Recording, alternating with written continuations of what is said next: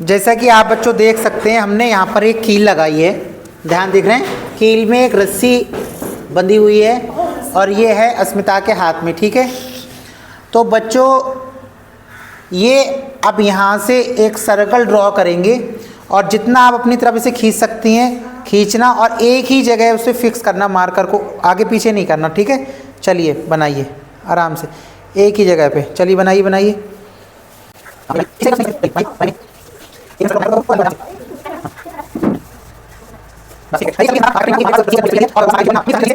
हम समझा सकते हैं, है ना।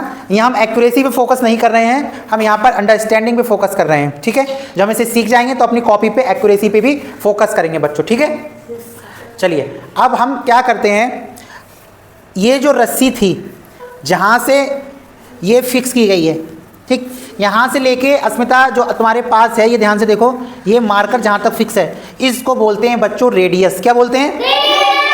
रेडियस। हिंदी में बोलते हैं इसे त्रिज्या। क्या बोलते हैं? त्रिज्या। समझ में आ गई? तो त्रिज्या, तो बताओ भैया इसमें त्रिज्या कहाँ से कहाँ तक है?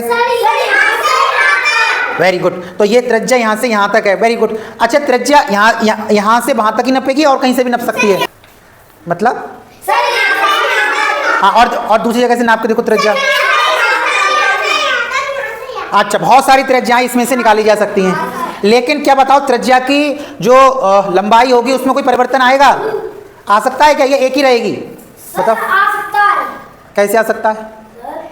नहीं आएगा। बताओ, त्रिज्या की लंबाई में कोई परिवर्तन होगा? यानी त्रिज्या की लंबाई पूरे वृत्त अर्थात सर्कल के लिए फिक्स रहती है। ठीक है, हम कहीं से भी उसको नाप सकते हैं। अच्छा बच्चों, अब एक काम और करते हैं, एक रस्सी और लेके आइए। अब क्या करेंगे, जहां पर आपको ये आपको रस्सी यहाँ से दिख रही है, ये इसको क्या बोलते हैं बच्चों? केंद्र। इसे क्या बोलते हैं? सेंटर। क्या बोलते हैं?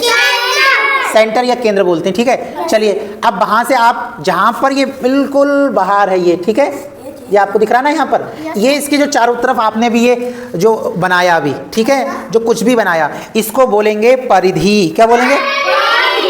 परिधि। देखते हैं, ठीक है, तो परिधि पे कहीं पर भी आप जो त्रिज्या है उसको मार्क करिए। मान लीजिए आपने इस पॉइंट पे मार्क करा, करिए, मार्क करिए वहां पे। चलिए, हाँ, इसको आप दूसरे सेंटर से होते हुए लाइए, सेंटर से होते हुए।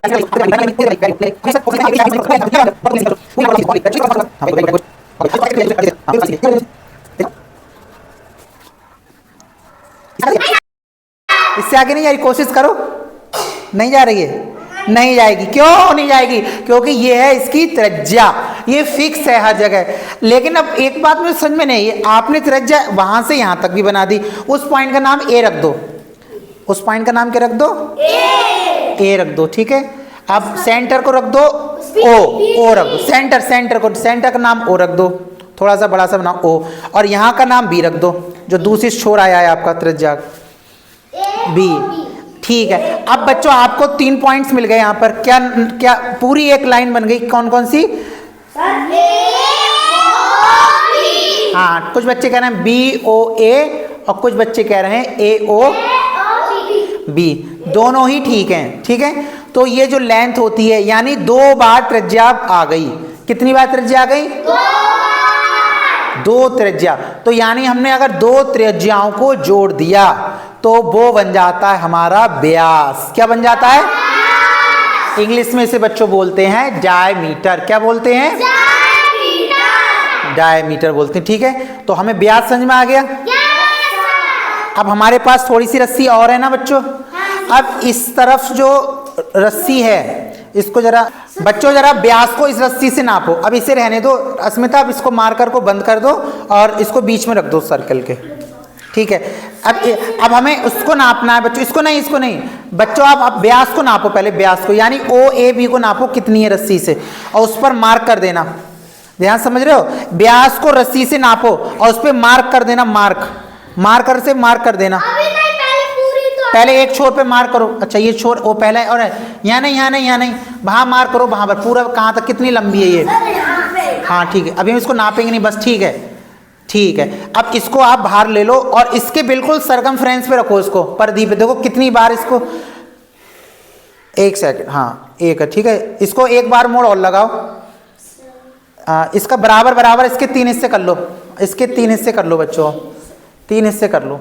2, बहुत बढ़िया, एक हिस्सा और कर लो इसका बराबर, बिना काटे, बिना काटे। 3 हिस्से हो गए इसके, दिखाओ मुझे ध्यान से, मुझे 3 हिस्से हो गए, दिखाओ। अब हम ये देख सकते हैं इसमें बराबर बराबर 3 हिस्से हो गए, और ये तीनों हिस्से किसके बराबर हैं? व्यास के बराबर हैं, व्यास का। अब इसको लास्ट जो पॉइंट है ना, ये वाला पॉइंट है ना, इस पर मार्कर लगा दो, यहाँ पर, ये ध्यान रहेगा, यहाँ पर मार्क कर दो, ठीक है, ध्यान रहेगा। अब इसको छोड़ दो, ये शिवानी पकड़ रहेंगी इसको, शिवानी इधर पकड़ दो, ठीक है। अब बाकी सारे बच्चे सहयोग करें, इस सर्कल को, इस सर्कल के चारों तरफ इसको रख दें, जल्दी से जल्दी से जल्दी से जल्दी से रखें चारों तरफ, बिल्कुल। बच्चे थोड़े से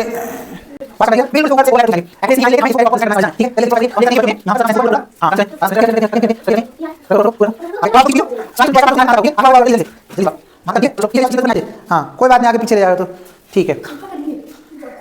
चलो चलो ठीक है, बस बस हो गया, बस उसे नहीं लगाना, उसे मत लगाओ। यहाँ पर कुछ कमी रह गई, यहाँ पे ही तो मार्क लगाया था हमने, है ना। हमने जो व्यास था, व्यास के बराबर 3 बार में रस्सी को लपेट दिया। व्यास के बराबर की रस्सी को कितनी बार लपेटा? 3 बार। लेकिन उसके बाद भी थोड़ा सा हिस्सा कवर नहीं हो पा रहा है, कवर नहीं हो पा रहा है, ठीक है ना। आप दुनिया में कोई सा भी वृत्त बना लीजिए, कोई सा भी सर्कल आप बना के देख लीजिए, उसमें आपको इतनी कमी ही मिलेगी, ठीक है। यहीं से जन्म होता है पाई का। ये एक फिक्स्ड वैल्यू होती है, जिसका मतलब होता है 3.14, और ये चलता रहता है, चलता रहता है, ये कभी भी रुकेगा नहीं। तो हम क्या करते हैं, थोड़ा सा ये हिस्सा है, उसको कंप्लीट कर लेते हैं। चलो शिवानी देखें जरा कितना हिस्सा है, ये थोड़ा सा हिस्सा कर, इतना सा हिस्सा। अब इसको दोनों तो छोर को पकड़ के दिखाओ, कितना हिस्सा है मुझे दिखाओ, ठीक है। हाँ, ये जो हिस्सा होता है 3, यानी अगर मैं कहूं मोटा मोटा, इस व्यास का 3 गुने से ज्यादा, 3 गुने से ज्यादा से जब हम गुणा करेंगे, तब हमें मालूम है क्या मिलेगा? क्या मिलेगा? इसकी लंबाई मिलेगी जो आपने चारों तरफ लगाई है। इसी लंबाई को बोलते हैं हम परिधि, और जो ये परिधि है उसकी लंबाई होती है इस व्यास के 3 गुने से ज़्यादा, यानी 3.14, और उसको मल्टीप्लाई करना पड़ेगा हमें व्यास से, यानी 22/7 गुणे व्यास, ये इसकी वैल्यू निकल कर आती है सर्कमफ्रेंस। कभी भी ख़त्म नहीं होती है, चलती रहती है, अशांत संख्या है। समझ में आ गया आपको? तो अब समझ में आ गया आपको, अगर इसके चारों तरफ ये मान लो कोई बकरी घास चर रही है, तो इससे बाहर तो जा नहीं सकती, बीच में ये खूंटा गड़ा हुआ है, ठीक है। क्या है? खूंटा।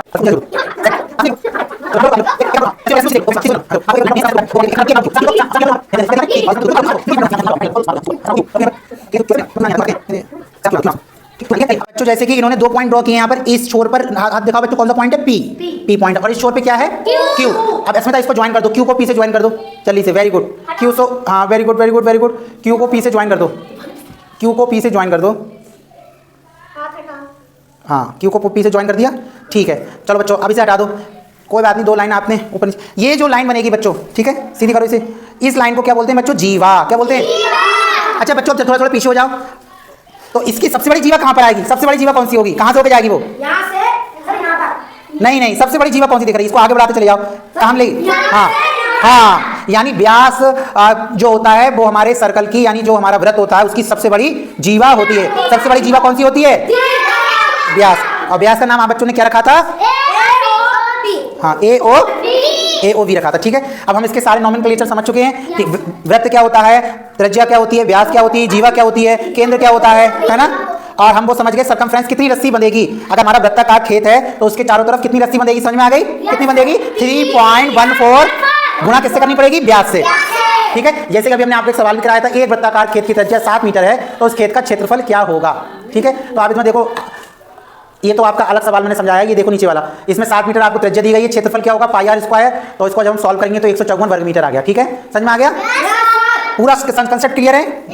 चलो ठीक है। क्या हो गया? 22/7 मल्टीप्लाई बाई डी, ठीक है, हाँ गुणे डी, ठीक है। ये सर्कमफ्रेंस आ गया। ये बताता है कि जितनी आपको रस्सी की आवश्यकता होगी चारों तरफ, उसके लिए आपको उसका जो व्यास है उससे आपको मल्टीप्लाई करना पड़ेगा। और डी क्या है बच्चों यहाँ पर? डी किसके बराबर है? त्रिज्या का दूना है ना, तो उसी के आगे लिखो, सबसे ऊपर जो लिखा है पाई डी, उसके बराबर लिखो, पाई डी के बराबर बराबर, तो डी किसके बराबर? 2 के बराबर लिखो, तो 2 दुगना हो गया ना, 2 पाई आर,